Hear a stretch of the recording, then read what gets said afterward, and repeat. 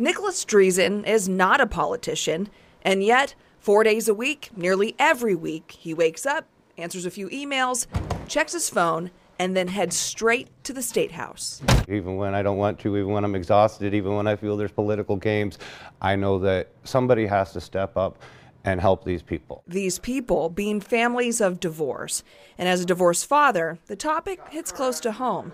Everybody's affected one way or another through this issue. Under current Iowa law, the courts tend to pick one parent as the primary custodian, something advocates challenge isn't in the best interest of the child. Mostly because times have changed.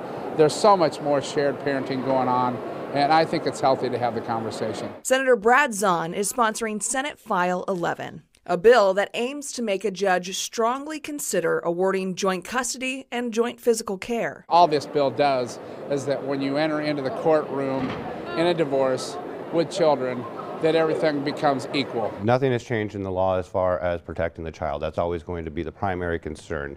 Parents need to be fit, willing, and able. And when that's the case, advocates feel the healthiest environment for the child is achieved by maximizing time with both parents. Children aren't getting divorced from their parents. They still want both mom and dad in their life. One study out of Stockholm University shows children who live full-time with one parent are more likely to feel stressed than children in shared custody situations. Driesen experienced this firsthand after he and his ex-wife agreed to joint physical care after months of back and forth. The kids were much happier and much calmer. You could just see in their face that they were a lot more relaxed. Those are the moments this dad doesn't want to miss. I define myself as a father. It's the best thing that I've ever been able to do.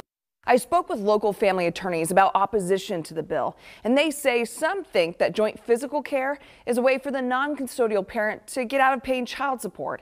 However, they say that couldn't be further from the truth. They claim it's often more expensive because each parent is responsible for paying 50% of all of the child's needs.